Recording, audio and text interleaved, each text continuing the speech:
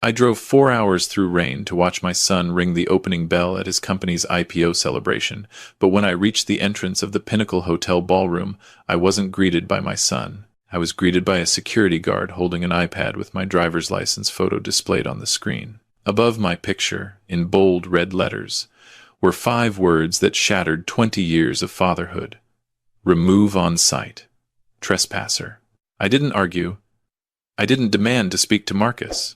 I simply adjusted the collar of my flannel shirt, nodded to the guard, and walked back to my 2003 Chevy Silverado, parked 3 blocks away, because valet parking cost $40. I sat in the cab of my truck, rain drumming on the roof, and I made one phone call to my lawyer. 30 minutes later, the champagne stopped flowing, the stage lights went dark, and my son learned that his billion-dollar IPO had just been canceled by the man he was too ashamed to let through the door. Before I tell you how I dismantled his empire in less than an hour, let me take you back to where this story really begins. My name is Thomas Wright. I'm 65 years old, and to anyone who sees me, I'm just another old man who worked his whole life in factories and retired with a pension that barely covers the bills. I drive a truck with 200,000 miles on it. I wear the same 4 flannel shirts I've owned for a decade.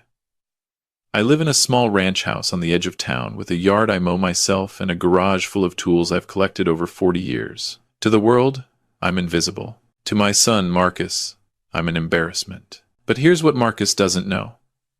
That factory worker story, it's not a lie, but it's not the whole truth either. I did work in factories, just not on the floor. I was the guy who bought them, fixed them, and sold them for 10 times what I paid. I started with one failing machine shop in 1985, turned it around in 2 years, and never looked back. By the time I was 40, I owned a portfolio of manufacturing facilities across the Midwest. When I turned 55, I sold the whole operation to a private equity firm for $87 million. I kept the money quiet. I kept the lifestyle simple. Not because I was cheap, but because I wanted to teach my son that wealth doesn't define a man. His character does. His work does. His word does. I wanted him to build something real, something he could be proud of, not something handed to him on a silver platter. I failed. The trouble started 6 months ago when Marcus invited me to lunch. It was a Tuesday afternoon at some overpriced bistro downtown, where a sandwich costs $24 and comes with 3 leaves of arugula. Marcus was wearing a suit that probably cost more than my mortgage payment. His fiancée, Vanessa, sat next to him, scrolling through her phone, her nails so long she had to type with her knuckles. "Dad," Marcus said, leaning forward with that fake sincerity he'd perfected. "Vanessa and I have been talking. We think it's time you sold the house." I put down my coffee. "The house I built with my own hands? The house your mother and I raised you in? It's not a good look, Dad," Vanessa chimed in without looking up from her screen. "Marcus is about to take Tech Vista public. We're going to be in Forbes, Bloomberg, everywhere. People are going to dig into his background. If they find out his father lives in a fixer-upper in a working-class neighborhood, it sends the wrong message." "What message would that be?" I asked. "That we came from nothing," Marcus said. "That I had to claw my way up. It's not the narrative we're building. We're telling investors that Tech Vista was born from innovation, from vision, not from—" He gestured vaguely at me. "Struggle." "I see," I said. "And what narrative are you building about me?" Vanessa finally looked up. "We're not building a narrative about you at all, Mr. Wright. That's the point. It's better if you stay in the background. Maybe move to Florida? Isn't that what retired factory workers do?" I paid for lunch. I didn't argue. I didn't lecture. I simply smiled, stood up, and walked out of that bistro, knowing that my son had learned nothing from the life I tried to give him. He'd learned to be ashamed of where he came from, instead of proud of what it took to get where he was going. What Marcus didn't know, what he'd never bothered to ask, was how he'd funded Tech Vista in the first place. When he came to me 4 years ago with his business plan for a cloud-based analytics platform, he needed $3 million in seed funding. He'd been rejected by every venture capital firm in the city. They all said the same thing.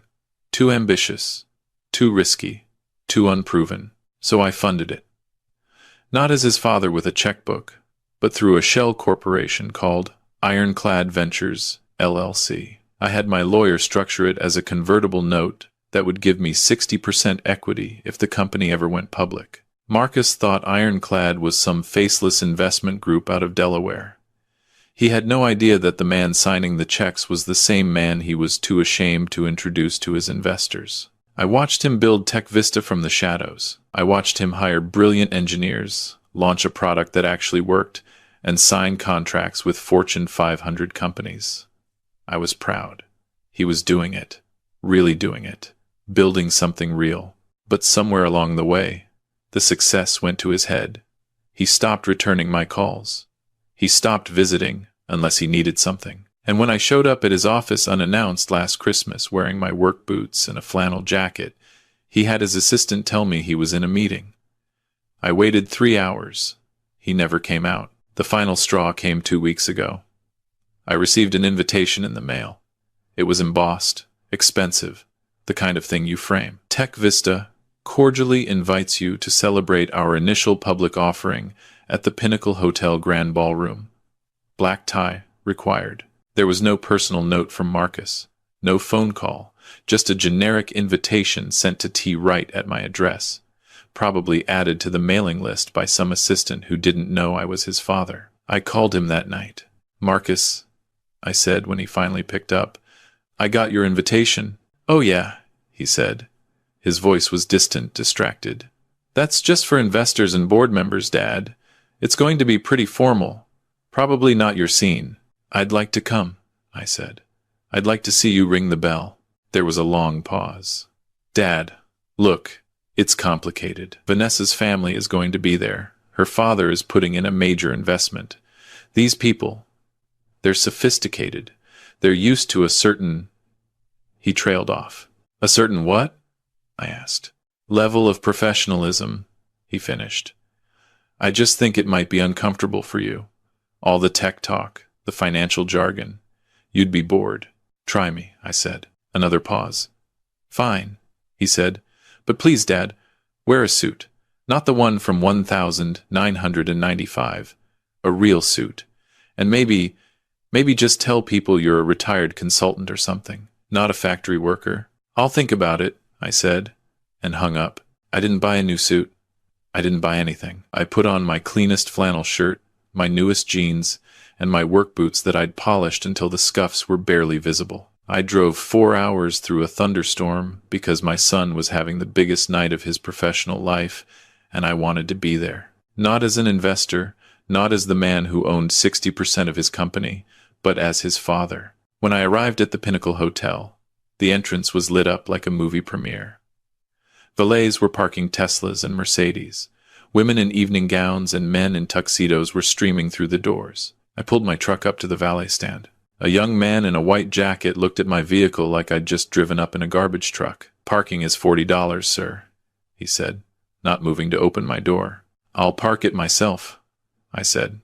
"Where's the lot?" He pointed to a public garage 3 blocks away. I drove there, paid $8, and walked back in the rain. The lobby of the Pinnacle was all marble and gold. I checked my reflection in one of the mirrored columns. My hair was wet. My flannel was damp. I looked exactly like what I was. A working man in a room full of people who'd never worked a day in their lives. I walked toward the ballroom entrance. A security guard stepped in front of me. He was holding an iPad. "Name?" he asked. "Thomas Wright," I said. He tapped the screen. His eyes widened slightly. He tapped again, then looked up at me with an expression I recognized. Pity mixed with contempt. "I'm sorry, sir," he said. "You're not on the list." "There must be a mistake," I said. "I'm Marcus Wright's father." The guard looked at the iPad again. He turned it toward me. There, in a file labeled "Do Not Admit," was a photo of me taken from my driver's license. Above it, in red capital letters, "Thomas Wright, remove on site, trespasser, security risk." Below that, in smaller text, "If this individual attempts entry, contact Marcus Wright immediately. Do not engage. Do not negotiate. Remove from premises. I stared at the screen. My son hadn't just excluded me from his guest list. He'd flagged me as a security threat.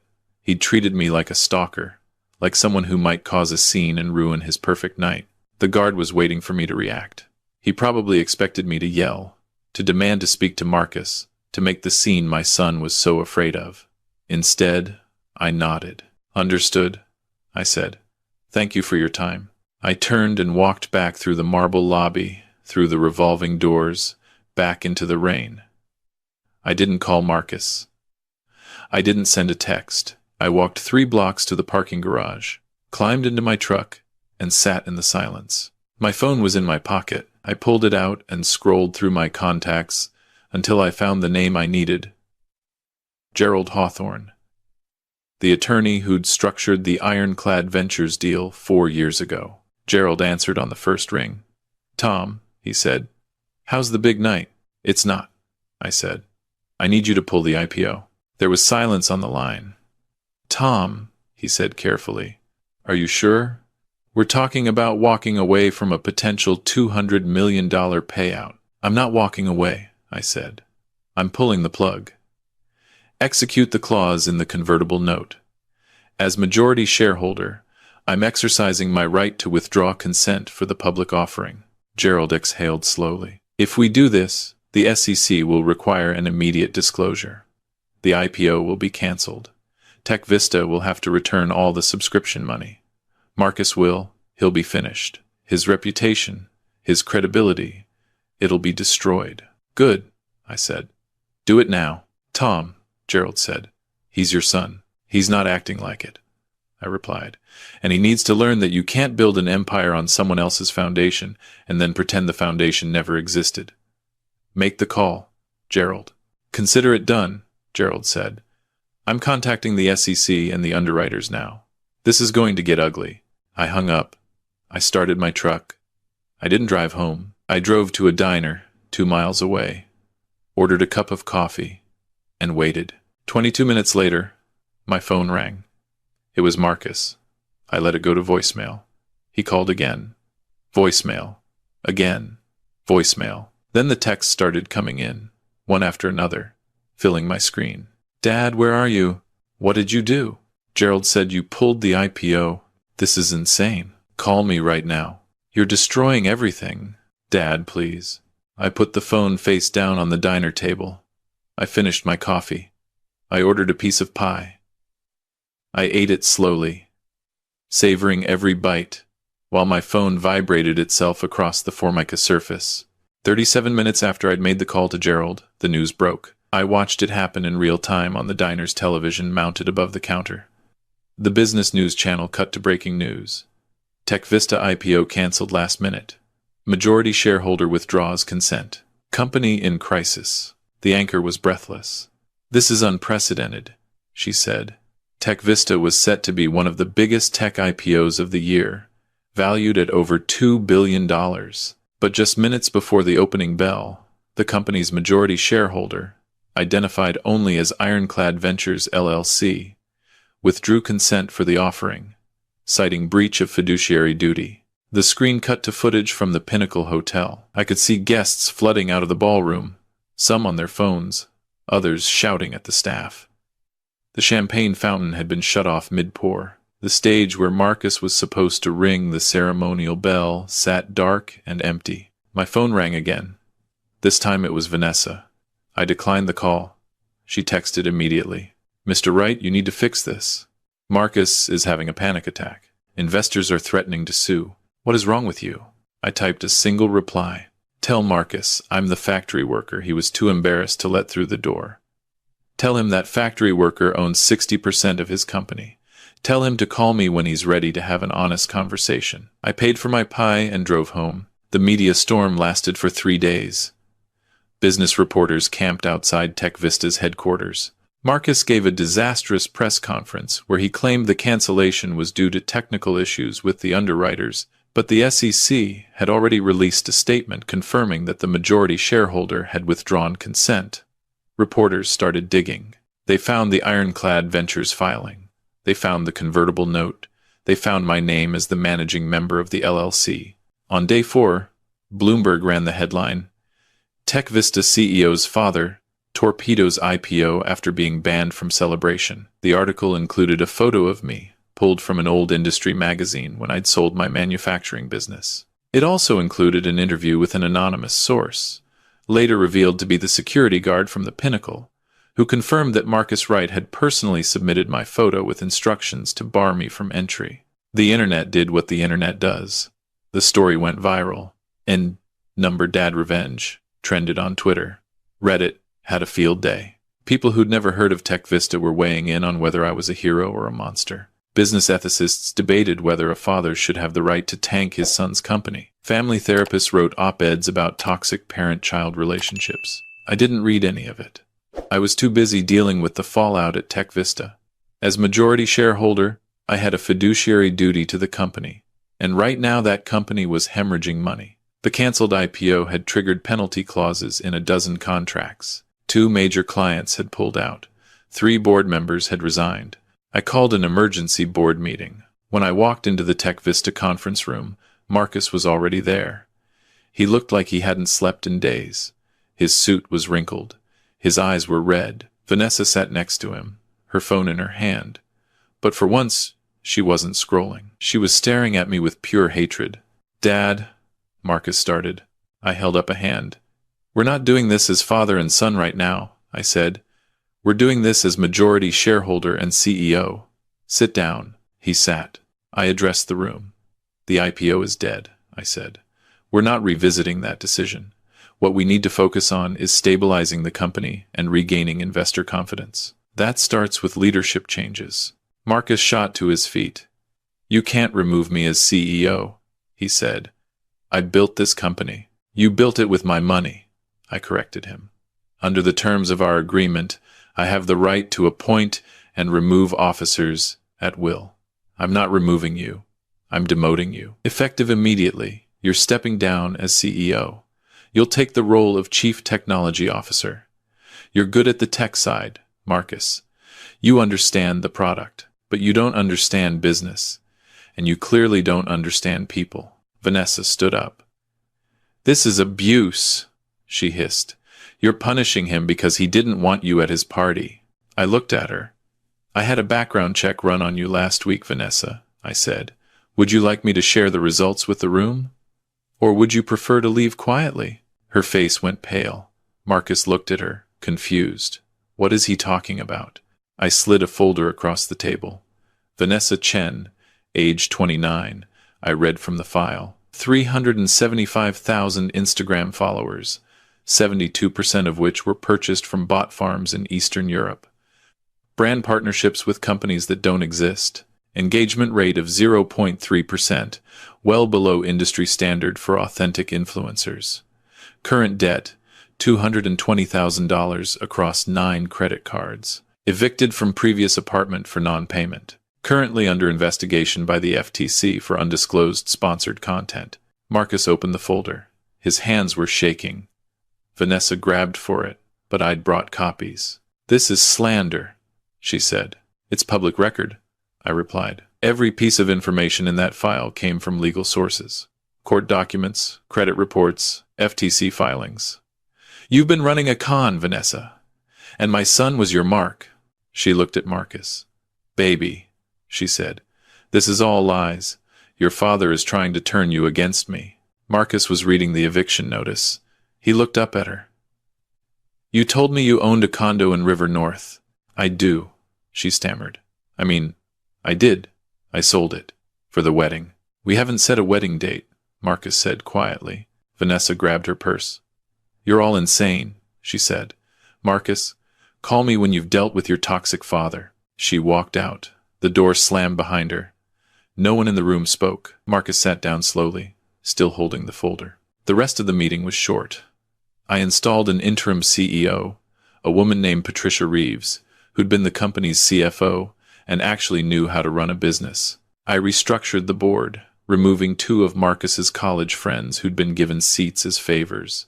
I brought in a crisis management firm to handle the press. When everyone else had left, I looked at Marcus.